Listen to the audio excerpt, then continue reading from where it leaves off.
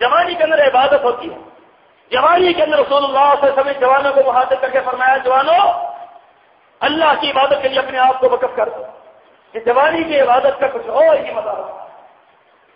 اور ہم کہتے ہیں جوانی تو مستانی ہوتی ہے, جوانی تو رنگینیوں کے لیے ہوتی ہے, جوانی تو اسی طریقے سے غفلت میں گزارنے کے لیے ہوتی ہے. جوانی میں کیا سمجھ آتا ہے اللہ کے بندے, اسی وقت تو سمجھنے کی بات ہے.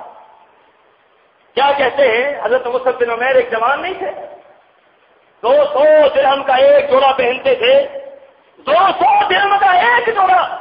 اور اس کے بعد رسول اللہ صلی اللہ علیہ وسلم پر ایمان لے آئے, اب پھٹے پرانے کپڑے پہن رکھے. اللہ کے رسول صلی اللہ علیہ وسلم نے ایک مرتبہ دیکھا گزر رہے ہیں, سامنے سے گزر رہے ہیں, مقصد زندگی پتا چل گیا کہ مقصد زندگی مہنگا لباس پہننا نہیں ہے, بڑی کوٹھی بنانا نہیں ہے, لمبی کار خریدنا نہیں ہے مقصد زندگی, ڈگریاں حاصل کرنا نہیں ہے, خوشبو لگانا یہ مقصد زندگی قتل نہیں. مقصد زندگی سمجھ آیا کہ مقصد زندگی اللہ کو راضی کرنا ہے, سارا کچھ اللہ کے راضی لباس. اب پھٹا ہوا لباس پہنا ہوا ہے, چمڑے کا لباس پہنا ہے, گرم لباس, شدید گرمیوں میں چمڑے کا لباس پہن رکھا ہے اور وہ بھی پھٹا ہوا.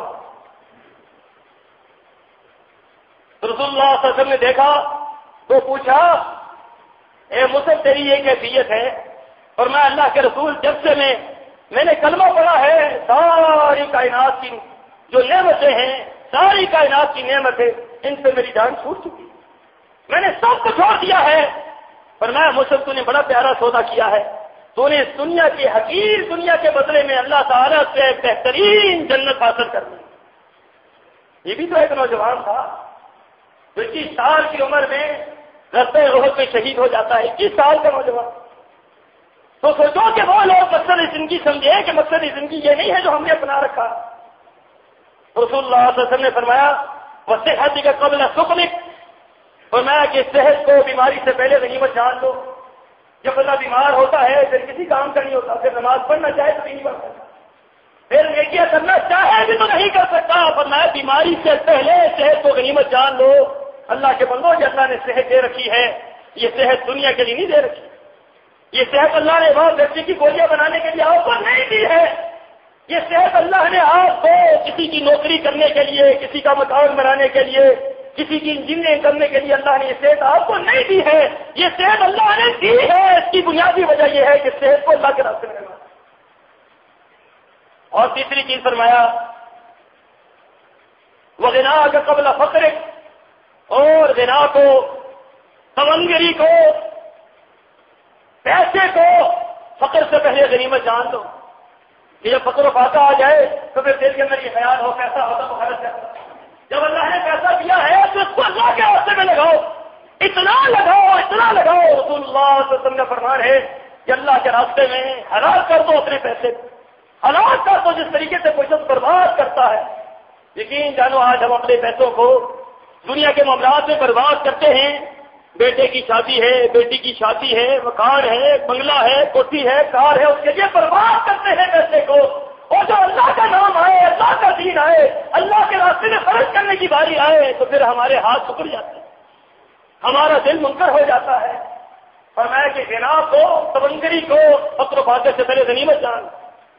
اور پھر چوتھی بات فرمائی اور فراغ اگر قبل شکر, مصروفیت. اور میں فراغت جو ہے مصروفیت سے پہلے فراغت کو غنیمت جان. ایسا نہ ہو کہ تمہیں اتنا مشغول کر دیا جائے, اتنا مشغول کر دیا جائے کہ تمہیں اپنا آپ کا ہوش نہ ہو. تو جب اللہ نے فراغت کے لمحات دیے ہیں, پھر فراغت کے لمحات کو غنیمت جان کر اپنے رب کو راضی کرو. تلاوت قرآن پاک کرو, ذکر و اذکار کرو, اللہ کو راضی کرو, مسجد میں آؤ, مسجد میں بیٹھو, نوافل پڑھو, اللہ کو راضی کرنے کی ہر حال میں کوشش کرو. ایسا نہ ہو کہ کل تمہیں اللہ مشغول کر دے, پھر تمہیں اپنے آپ کی فکر دکھا. کتنے لوگ ایسے ہیں جو کہتے ہیں یہ میں کھانا کھانے کی فرصت بھی نہیں. یہ کیا ہو گیا, کیوں اتنے مشغول ہو گئے؟ کھانا کھانے کی فرصت بھی نہیں ہے, یہ بیٹھنے کی فرصت نہیں ہے, بیوی بچوں کو ٹائم دینے کی فرصت نہیں ہے. سوچو ایسا کیوں ہوا ہے. یہ اللہ کے عذاب کی ایک صورت ہے کہ بندے کو اتنا مشغول کر دیا جائے کہ اس کو اپنا آپ بھول جائے, اتنا مشغول اس کو کر دیا جائے. آخری بات فرمائی وہ حیات قبل موت, اور مرنے سے پہلے زندگی کو غنیمت جان. مرنا ہے, ہر حال میں مرنا ہے. مرنے سے پہلے ہی جو اللہ نے زندگی دے رکھی ہے اس کو غنیمت جان لو، اور ایسا نہ ہو کہ آنکھیں بند ہو جائیں، زبان لڑکھڑا جائے، دل بند ہو جائے، اور پھر حسرت اور افسوس کرتے رہو ہائے کاش جب زندگی ملے تو نیچے کرو۔ اب کسی کے افسوس کرنے سے اس کو زندگی مل سکتی؟ زندگی تو کسی کو افسوس کرنے سے ملتی نہیں۔ اگر افسوس کرنے سے زندگی ملتی تو ہر جہنمی واپس دنیا میں آ جاتا، کیونکہ جہنمی افسوس ہی کرتے رہیں گے، ہائے افسوس دنیا مل جائے، ہائے افسوس دنیا حاصل ہو جائے۔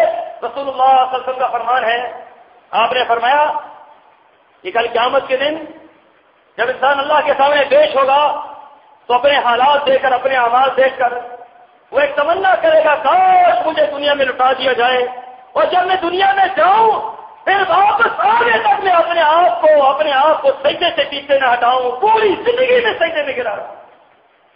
وہ سمجھ جائے گا کہ سجدے ہی میں اللہ نے سب کچھ رکھا ہے، اس جھکنے میں ہی اللہ نے خیر رکھی ہے۔ کس کے اوپر جھکنا؟ اللہ کے سامنے جھکنا۔ اس کٹ جانے میں اللہ نے خیر رکھی ہے، کس کے سامنے کٹ جانا؟ اللہ کے سامنے کٹ جانا۔ رسول اللہ صلی اللہ علیہ وسلم کی حدیث ہے، آپ نے فرمایا لا تزال قدم ابن آدم، کوئی انسان اللہ تعالیٰ کے سامنے اپنے قدم کو ہلا نہیں سکے گا اور اسے 5 باتوں کا جواب دینا پڑے گا۔ یاد رکھو، اچھے طریقے سے ان 5 باتوں کو یاد رکھ لو کہ ہر شخص اس کا جواب دینا، اور اس کا جواب دنیا میں ہم نے تیار کرنا ہے۔ یہ ہمیں اللہ تعالیٰ نے سوالات بتا دیے ہیں، اس کے جوابات بھی اللہ نے بتا دیے، تو ہمیں اس وقت دنیا میں تیار کر کے جانا۔ رسول اللہ صلی اللہ علیہ وسلم نے فرمایا حتی یسأل عن عمرہ، فرمایا سب سے پہلے یہ سوال ہوگا عن عمرہ فیما افنا، عمر کی تھی کہاں پر لگائی ہے، سامنے اللہ کھڑا کرے گا۔ اور رسول اللہ صلی اللہ علیہ وسلم کا فرمان ہے بغیر کسی ترجمان کے، بغیر کسی حجاب کے اللہ تعالیٰ سامنے کھڑا کر کے پوچھے گا، اور کیا پوچھنے کا انداز ہوگا؟ فرمایا وَكَلَّمَهُمْ آتِيهِ وَكُلَّهُمْ آتِيهِ يَوْمَ الْقِيَامَةِ فَرْدًا، اللہ تعالیٰ ایک انسان کو علیحدہ کر کے اس سے سوال کرے گا۔ یہ نہیں ہے کہ بلایا ہے تو پورا لشکر آ گیا ہے کہ آپ سارے امتحان دے دو آج۔ وہ امتحان گاہ میں ایک ممتحن ہے اور ایک امتحان دینے والا ہے، امتحان دینے والے آپ اور میں ہوں گے اور امتحان لینے والا اللہ ہوگا۔ تو جو خدا رہا تو اس وقت کیا کیفیت ہوگی؟ انٹرویو دینے کے لیے جاتے ہو، نوکری کے لیے انٹرویو، ایم ڈی بیٹھتا ہے، سی ایم بیٹھتا ہے، انسان کی کبھی داری ہوتی ہے، دعا کروا کے جاتے ہیں، تب دعا کرے انٹرویو میں کامیاب ہو جائے۔ اور یہ کیا انٹرویو ہے؟ یہ کیا ہے؟ ایم ڈی لے رہا ہے، سی ایم لے رہا ہے، تمہاری جان لے لے گا، تمہیں مار دے گا، زیادہ سے زیادہ نوکری نہیں لگے گی، اور کیا ہونا ہے؟ لیکن گھبراہٹ کا کیا عالم ہے کہ دعائیں کروا کے جاتے ہیں، دعا کرے حضرت اللہ انٹرویو میں کامیاب کر۔ تو کتنی دنیا کو میں نے دنیا کے انٹرویو کے لیے روتے ہوئے دیکھا ہے۔ اللہ کے بندو، اللہ کا انٹرویو جو اللہ نے دینا ہے وہ كُلُّهُمْ آتِيهِ يَوْمَ الْقِيَامَةِ فَرْدًا، ہر ایک اکیلا اللہ کے سامنے کھڑا ہوگا، کوئی دوسرا اس کے ساتھ نہیں ہوگا، نہ کوئی بتانے والا، نہ کوئی چھڑانے والا، نہ کوئی رشوت دینے والا، نہ کوئی پیچھے سے سفارشی فون کرنے والا کہ اس کو جو ہے یہ میرا بندہ ہے، اس کو رکھ دو، انٹرویو ہلکا لینا، تھوڑا لینا، باتیں چھوٹی چھوٹی پوچھنا تاکہ یہ کامیاب ہو جائے۔ پوچھیں گے اللہ عن عمرہ فیما افنا، اور یہ بتلا اللہ کے بندے کہ میں نے عمر دی تھی تو کہاں پر خرچ کی، کہاں لگائی؟ اللہ مکان پر لگا دی، دکان پر لگا دی، کاروبار میں لگا دی، بیوی بچوں میں لگا دی۔ اللہ فرمایا کہ ناکام ہو گیا، نامراد ہو گیا، میں نے کہا تھا دنیا میں لگائے، بس کیوں لگائی ہے، کس لیے لگائی ہے، کس نے کہا اس سے لگا؟